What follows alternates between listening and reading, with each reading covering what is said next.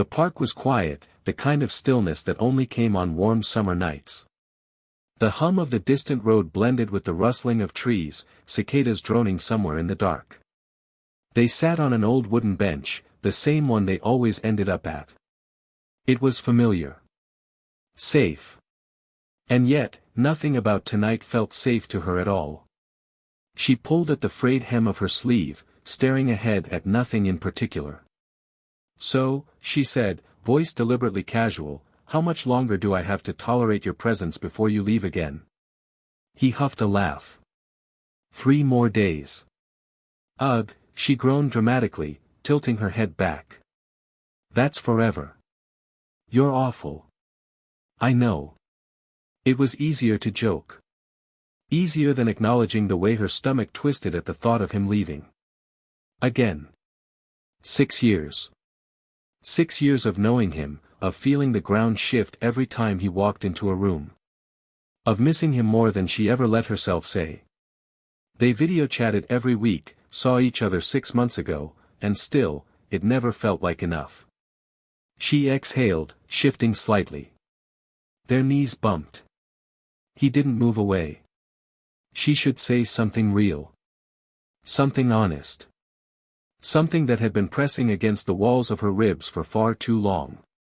Instead, she blurted, "Did you know baby octopuses punch fish just for fun?" A beat. Then he turned to look at her, deadpan. "What?" She cleared her throat. "I mean, technically, it might be out of spite. Scientists aren't sure yet." His lips pressed together like he was fighting a smile. "Are you okay?" "Me? Oh, fantastic. Why do you ask?" "Because you only bring up weird animal facts when you're nervous." Damn him for knowing her so well.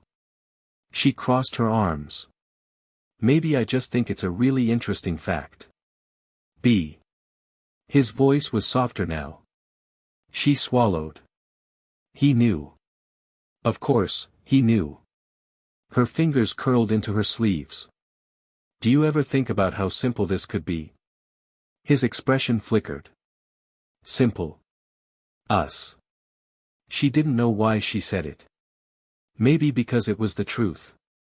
Maybe because she was tired of pretending it wasn't. He was quiet for a moment, then said, just as carefully, "Do you wish it were simple?" She clenched her jaw. "It should be. I mean, if we wanted each other, if we were like normal people, we wouldn't be sitting here acting like it's some impossible thing. It wouldn't feel like," she gestured vaguely, searching for words. "Like some giant, terrible mistake waiting to happen." His fingers twitched where they rested between them. "Do you think it would be a mistake?" Her throat closed up. "I don't know." But she did know. She knew that he made her feel too much, that he had always been a weight in her chest she could never set down. That she wanted him but wanted not to want him even more. Because wanting him meant eventually losing him. Because wanting him meant she might never be enough. His fingers brushed against hers, light, hesitant. "Can I ask you something?"